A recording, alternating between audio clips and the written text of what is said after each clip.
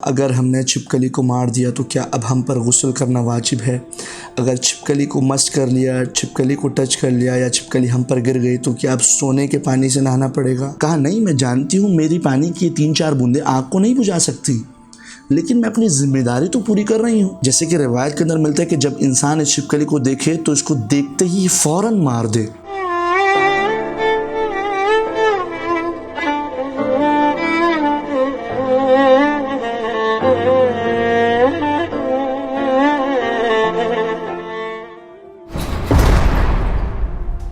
اللہم صلی علی محمد وآل محمد وعجل فرجہم واہلک عدوہم۔ سلام علیکم ورحمۃ اللہ۔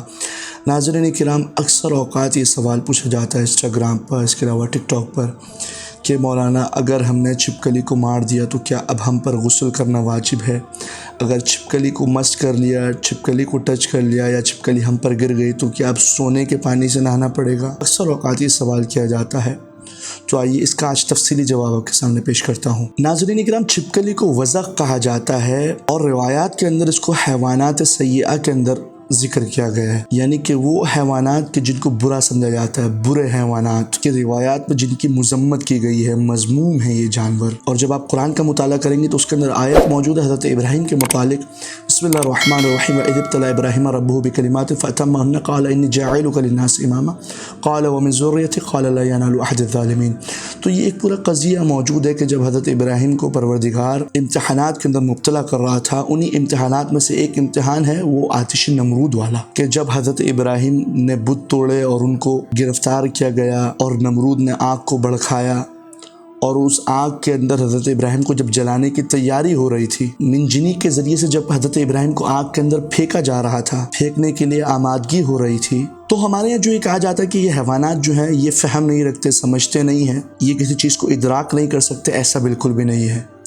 یہ سمجھ بوجھ رکھتے ہیں اور باقاعدہ چیزوں کو درک کرنے کی طاقت رکھتے ہیں۔ اس بارے میں قرآن کریم بھی کہہ رہا ہے، روایات بھی اس بارے میں کلام کر رہی ہیں، جیسے قرآن کی آیت موجود ہے وَالطَّيْرُ صَافَّاتٍ كُلٌّ قَدْ عَلِمَ صَلَاتَهُ وَتَسْبِيحَهُ۔ اسی طریقے سے آیت موجود ہے إِن مِّن شَيْءٍ إِلَّا يُسَبِّحُ بِحَمْدِهِ وَلَكِن لَّا تَفْقَهُونَ تَسْبِيحَهُمْ۔ اسی طریقے سے النجم والشجر يسجدان، ہر چیز، فقط حیوانات نہیں، فقط پرندے نہیں، فقط کیڑے مکوڑے نہیں، بلکہ ہر چیز جو ہے وہ سمجھ بوجھ رکھتی ہے اور باقاعدہ اپنی ذمہ داری پر مأمور ہے۔ تو المختصر یہ کہ جب حضرت ابراہیم کو آگ میں پھینکنے کے لیے تیاری کی جا رہی تھی، آگ کو بھڑکایا جا رہا تھا، تو پوری کائنات میں یہ گفتگو چھڑ گئی کہ ابراہیم کو آگ میں پھینکا جا رہا ہے۔ جیسے قرآن کہہ رہا ہے ان ابراہیم کان امہ، کہ ابراہیم جو تھے وہ پوری ایک امت تھے، ہر مخلوق جو ہے وہ حضرت ابراہیم کا تذکرہ کرتی ہوئی نظر آ رہی ہے اس وقت۔ تو جتنی بھی مخلوقات تھیں وہ سب کس سے متحرک ہو گئیں کہ ابراہیم کو آگ میں پھینکا جا رہا ہے باقاعدہ۔ تو جیسے کہ ملتا ہے کہ جب ابراہیم کو آگ میں پھینکا جانے لگا تو ملائکہ جو تھے عرش سے فرش پر آئے ہیں۔ اس لحظے جب حضرت ابراہیم کو منجنی کے ذریعے سے آگ میں پھینکا جانے لگا تو ملائکہ باقاعدہ آئے حضرت ابراہیم کے پاس، ہم آپ کی خدمت کے لیے آئے، آقا آپ حکم دیں۔ مثال کے طور پہ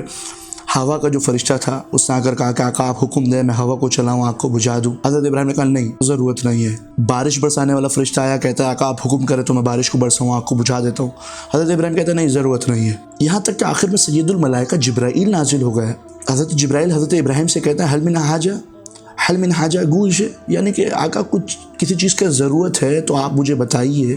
حضرت ابراہیم کی عظمت کو پہچاننے کا مقام ہے۔ جبرائیل کہہ رہے ہیں کہ آقا کوئی خدمت کا موقع دیں، کسی چیز کی کوئی ضرورت ہے تو آپ مجھے بتائیے۔ آپ کو آگ میں پھینکا جانے لگا ہے۔ حضرت ابراہیم کہتے ہیں اما الیک فلا، کہ جہاں تک تیرا تعلق ہے کہ تجھ سے کوئی حاجت ہو تو ایسا نہیں ہے، تجھ سے کسی چیز کی خدمت کی ضرورت نہیں ہے، تجھ سے کوئی حاجت نہیں ہے۔ یعنی حضرت ابراہیم جبرائیل کو بول رہے ہیں کہ نہیں، جہاں تک تیرا تعلق ہے تجھ سے کسی چیز کی مدد کی ضرورت نہیں ہے۔ وَأَمَّا إِلَى اللَّهِ تَعَالَى فَنَعَمْ، ہاں جہاں تک پروردگار کا تعلق ہے تو ہاں پروردگار سے حاجت ہے، پروردگار سے مدد کا مطالبہ ہے، پروردگار سے مدد چاہیے۔ جبرائیل کہتے ہیں تو آقا آپ مجھے بتائیے، میں آپ کا پیغام پروردگار تک پہنچاتا ہوں۔ حضرت ابراہیم کہتے ہیں علمہ بحال حسب عن سؤالی، کہ وہ میری حالت سے دانستہ ہے، وہ جانتا ہے، اس سے سوال کرنے کی ضرورت نہیں ہے۔ پھر قرآن کی آیت موجود ہے قلنا یا نار کونی بردا وسلاما علی ابراہیم، اور جب پروردگار نے کہہ دیا کہ ٹھنڈی ہو جا تو آگ اس قدر ٹھنڈی ہو گئی کہ جب حضرت ابراہیم کو آگ میں پھینکا گیا تو حضرت ابراہیم نے ٹھنڈ کی وجہ سے اپنے دانتوں کو بھینچ لیا،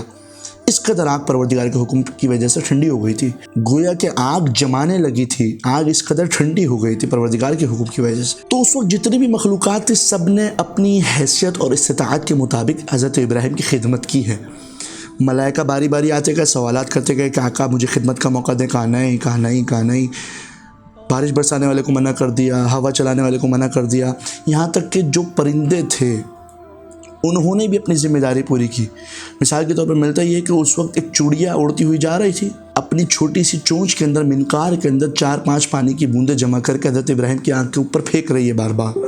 جب دوسری چڑیا نے اس کو یہ کرتے ہوئے دیکھا تو اس نے پوچھا کہ یہ تو کیا کر رہی ہے؟ کہا تیری ان 3-4 بوندوں سے ابراہیم کی آنکھ جو کہ مہینوں سے جل رہی ہے اس کو تو بجھا دے گی؟ کہا نہیں، میں جانتی ہوں میری پانی کی 3-4 بوندیں آنکھ کو نہیں بجھا سکتی، لیکن میں اپنی ذمہ داری تو پوری کر رہی ہوں۔ یعنی کہ ہر پرندہ اور ہر مخلوق جو حضرت ابراہیم کی خدمت کو اپنا وظیفہ سمجھ کے انجام دے رہی تھی۔ تو یہاں تک کہ ملتا ہے کہ یہ چھپکلی جو تھی یہ کھڑی ہوئی آنکھ کو پھونکے مار رہی تھی، یعنی کہ آنکھ کو بھڑکانے کی کوشش کر رہی تھی۔ اگرچہ اس کی پھونک سے آنکھ بھڑک نہیں رہی تھی، لیکن یہ اپنا وظیفہ جو ہے وہ منفی طریقے سے ادا کر رہی ہے۔ اس کی پھونکوں سے آنکھ بھڑک نہیں رہی، لیکن یہ ملعون جو تھی چھپکلی کھڑی ہوئی آنکھ کو بھڑکانے کی کوشش کرنے کے لیے پھونکے مار رہی تھی۔ وہ جانتی تھی کہ میری ان پھونکوں سے آنکھ بھڑک نہیں رہی، لیکن اس کے باوجود بھی جو ہے وہ منفی طریقے سے اپنی ذمہ داری ادا کر رہی ہے، حضرت ابراہیم کی دشمنی میں آنکھ کو بھڑکا رہی، یعنی کہ پروردگار کے خلیل کو اذیت دینا چاہ رہی تھی۔ اگرچہ کر کچھ نہیں پا رہی تھی، لیکن جتنا وہ کر سکتی تھی وہ کر کے آنکھ کو بھڑکانا چاہ رہی تھی۔ تو یہاں سے ہمیں یہ سمجھ میں آتا ہے کہ انسان اپنی استطاعت کو دیکھتے ہوئے اگر وہ انفاق کر رہا ہے، اگر وہ کسی کی مدد کر رہا ہے،